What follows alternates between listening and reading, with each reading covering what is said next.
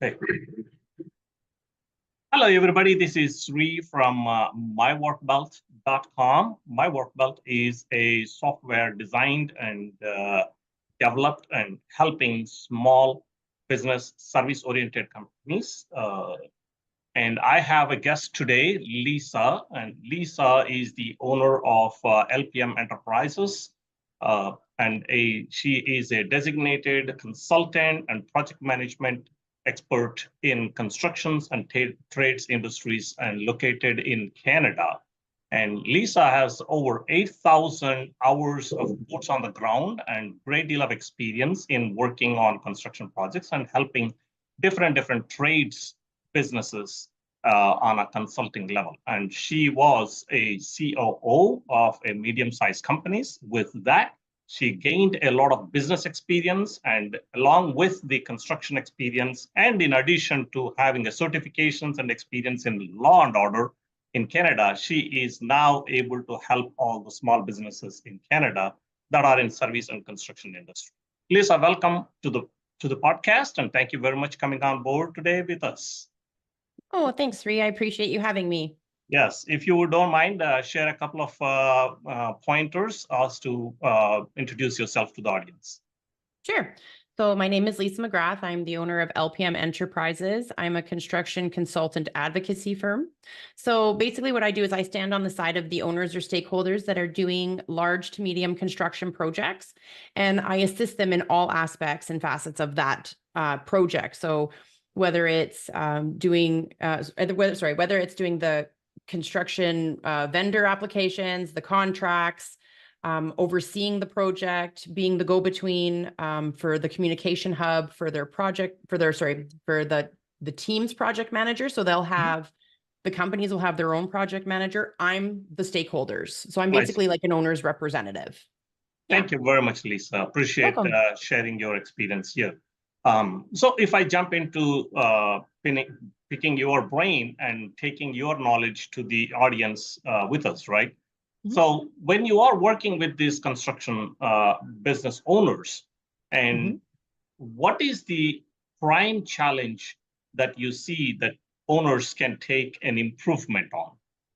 If you can take one, communication. Communication to their clients. So communication to the clients, or communication to the clients and internal team members as well, I would take both. It, right? Yeah, you're accurate. I didn't want to cut you off, but I was going to correct my statement. But yes, internally. No, that's great. That's great. Thank you very much. So when you say communication, what do you mean by that? Is it just simply related to the project or behavior, or what do you mean by that? Depending on the type of trade I'm utilizing. So every company kind of goes to the beat of its own drum and how it's kind of set up. Yeah. So, I mean, there are companies I run into where their attitude can kind of suck, but for the most part, most companies come on and they are great. They have a can-do attitude. They're capable. They're smart. They've got a good portfolio. They've been vetted by me. So I look into their insurances. The problem is that what happens is if you're not talking to the right people, so if you're talking to the owner versus the scheduler versus the estimator, and this is where a lot of people, they're like, oh, I'm going to talk to the owner. The owner doesn't run the company. The owner steers the ship. They don't run the engine. Right. So you got to talk to the right people to make sure that the communication lines don't close, because the owner will go, yeah, no problem. And then all of a sudden I'm talking to somebody who doesn't know they're supposed to be on site right now, or that they didn't get the message that they were supposed to bring certain things to site. And that's my fault because, I didn't speak to that person directly. So whenever I'm on a site, like that, I would say that would be my fault. I don't make that mistake because I talk to everybody I'm supposed to, but that's what I do. So that's a big thing, is that the internal workings, not everyone's talking. So you've got people that are pulled in so many directions that they forget to tell the right people what they require. So that's one thing. And then the other thing is talking to the customers. A lot of times, the boys and girls that come in, so the men and women that come in to do the trade work, a lot of times don't want to get caught up in what they need to say. So a lot of times their companies are saying, you say nothing. You are there to do a job. Do not talk to them about how things are supposed to go. So that makes it complicated. So that's where I will come in and I will go over with the worker, communicate to the owner. If they're asking you a question and how you're doing it, tell them what you're doing. That's okay. I'm like, I'm not upset about that. If they ask you, can you do this? Can you do that? You need to go ask Lisa. Right. Because then I will come in and I will explain to them, if you're asking the workers to add more work or subtract more work, here are the complications with that. There's going to be a cost. There could be a structural problem. There could be that the job won't be done to the way they're requiring it to. So Right. that's where I tell them, whenever they're asking you to do above and beyond or under or whatever, that's when that's a no. Sorry, you have to talk to your project So manager. essentially, communication in simple words, it's not just simply one-way street. It is both ways, and it's not like one level communication. All levels of the organization can communicate with the customer, and wherever it is valid, of course, right? Of course. Now, in addition to running the operations, running the business, a small business owner that you help, right? What do you suggest to them that they need to pay attention in order for them to be able to make money at the end of the day? So if I'm helping the side of the trades and not the stakeholders in projects, which I do, then I help them on the safety side and I help them on the HR side.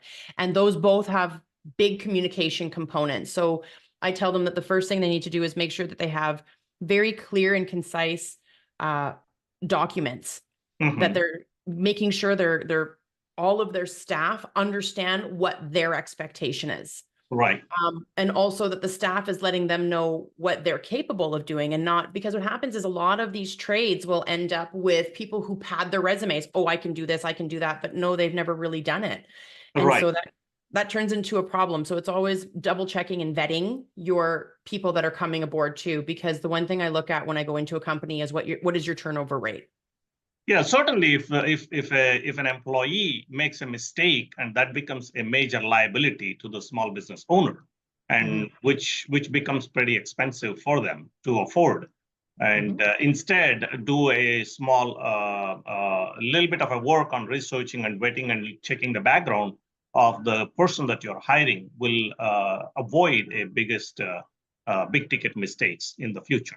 Right. Well, in Canada, under HR policies and under the labor standards, if you misrepresent yourself on a resume and you say that you can do things that you cannot, that's a fireable offense. So, and the labor board's not going to stand beside you if you lied. Right. I mean, which is generally true for most of the places. But great. Thank you. So in case of your business customers, right, your small business owners, so what is the sequence that they go through? Can you share that sequence that they are using in their own operations, so that the rest of the audience can pick on some of the tips from that? I'm going to need you to elaborate. What do you mean? Because I only focus on HR and on safety. So are you asking like... So if we take the HR, right? So a hiring is a sequence process. It's not like, okay, you post it, got the resume, and you hired them, right? That's not just simply 3 steps. So what are the steps involved in hiring somebody? As a small business owner, what they need to be paying attention to? The first and foremost, it doesn't matter how large your company is, you should always be doing letters of offer and put your expectations to be clear and concise of what your expectations are of that person, what their compensation will be, and anything that the company will be covering. Everything needs to be in black and white. Because once both parties sign that is an agreement and a contract. So if one comes back and it comes out in the wash that someone didn't uphold their end of that, then that contract can be broken, and then those 2 people can separate ways. There also should be a parting of ways, which is huge. If people don't have a parting of ways clause inside of their contracts, it makes it a lot more complicated, because then they have to follow based on what the labor law says, and then they can walk into common law if the employee wants to do that. So instead of just being like, oh, well, labor standards states that I only need to pay you a week, 2 weeks, 3 weeks, whatever it may be, they can go out and seek legal counsel, and legal counsel will say, well, common law says 3 months. And now the employer's like, whoa, right? So I think there's a lot of ownership on both parties. So there's times where I will help out an employee when they're dealing with an employer that's not being very fair. And then I will help out the employer when the employees are taking advantage. It's a two-way street. HR is very much a two-way street. You can't just side on one way or another. Everybody has to be everybody has to have the understanding of what everyone expects in that moment. Right. You expect me to do this. I expect you to pay me. You expect me to be here from this time to this time. You know, I expect you not to lie. I expect you to do your job, right? It's pretty simple. Right. No, likewise, the same. I take that the same expectation need to be properly documented and agreed when you are dealing with the customer as well as a 100%. business owner. Am I right? So the small business owners, not only they are setting the proper expectations with the customer on a project that they are committing to, also they have to be setting up the same expectations properly and document them when they are bringing somebody on board to work on their tasks. So now, when these small business owners generally don't have understanding of documenting these expectations, documenting these contracts, and some of them are a bit of a shy and concerned. So in that kind of a situations, what would you suggest to the small business owner they should do? They should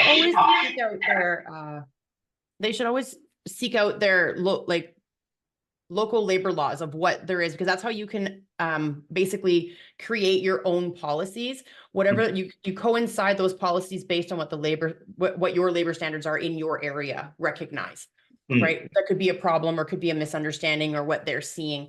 So in like the next month and a half, I'm launching on my website where people can go and pick and choose policies a la carte or an entire booklet of policies for HR. Now, they are designed for Canada and Alberta, but we've been told that we are the Canadian state. So, I mean, I think Texas won't have any problems. We're pretty similar to Texas, but it's always something to consider when you're buying something from another country to make sure. Now, I do know that Canada also has the same, if not more stringent policies and safety outside of OSHA.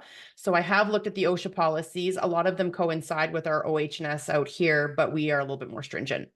I see. So irrespective of where the business owners and audience are here in this podcast, they can look at the local policies and they need to be able to understand what the policies and local laws and draft those policies and at least discuss with the team members on the local laws and local policies when they are bringing new people on board, and make sure their expectations are properly documented and that both parties are agreed to those expectations.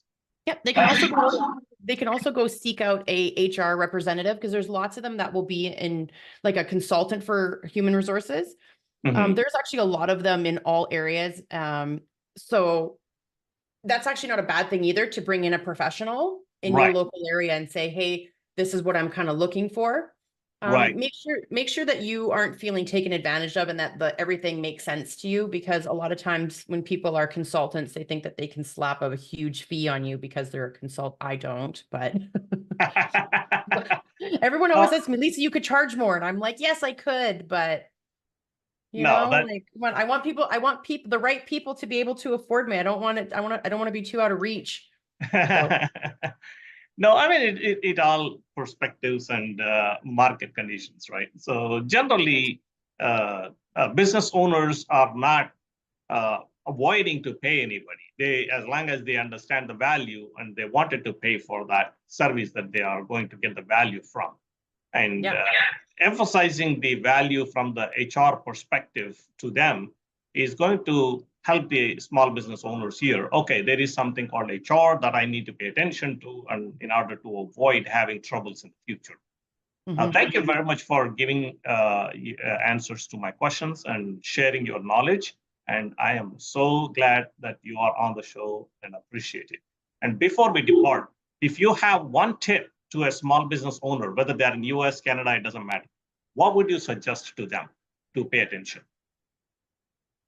I would tell the small business owners to network, be honest with yourself on what you want to charge for your rates, and make sure you have all of your documentation in place, all of your insurances, everything. Don't try and do this under the wing for a bit, because that's when things happen and go sour and then it turns into a big problem. So make sure you're doing everything above board and have all of those documents and policies and people in place to help you get to where the next levels. Speaking of which, matter of fact, thank you very much. And most of the small business owners that I interfaced with are having the documentations all over the place in shelves and file cabinets, and they will never be able to access those. And hence is the reason we actually created a feature in My Work Belt that all the documentation, they can scan it and upload it to the cloud. And when they need it and where they need it, they'll be able to access those documentation. Now, we are all for helping small businesses to be more effective and efficient, and most importantly, have some time, peaceful time to spend with their family rather 24/7 working on their business. Our objectives are the same, and certainly thank you very much for sharing your knowledge with our audience.